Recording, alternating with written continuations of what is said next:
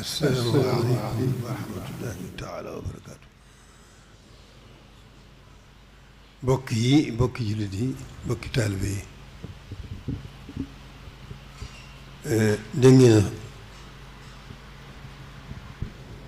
xutba bi sëñ Mouhamadou Fadil leeral na ko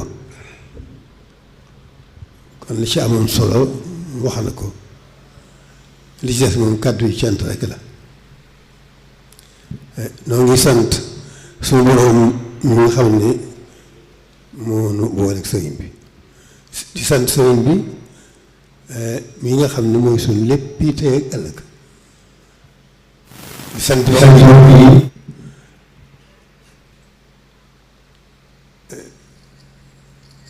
bi nga xamal ne itam nag tolluwaay bi yëg nañ ko bu baax a baax ndax semb yi ñu semb dafa su yéene def ci kem kàttan ba mu mel na mu gëne taxawaay tolluwaay boobu maa ngi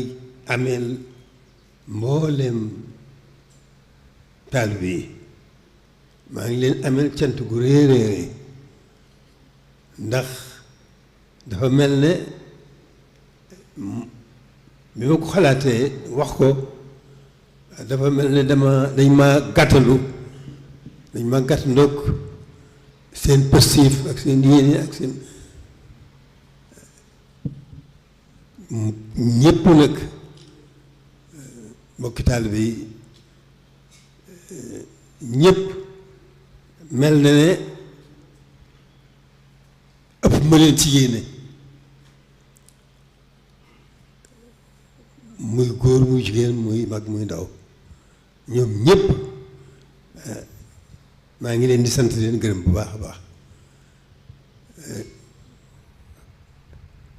daal nañ sama xel ci liggéey bi bu baax liggéey bi dëgg la xëy na rëy na waaye sëriñ bi moom dara rëyu fi moom yaakaar naa kon bu ci jubloo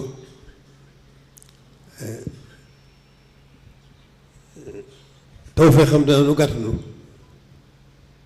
incha allah li ci des nag mooy lépp ak cant la rek noo ngi sant bu baax a baax di gërëm bu baax a baax ak cant rek moom moo leen fi nekkal di ñaan bu baax a baax suñu moom gën noo gàttu nag tawfeex sëñ bi suñu lépp yéwén tabarkeel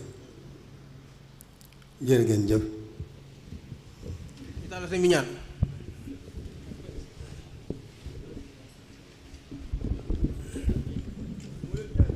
amiin amiin amiin amiin amiin yaa rabbal aalamiin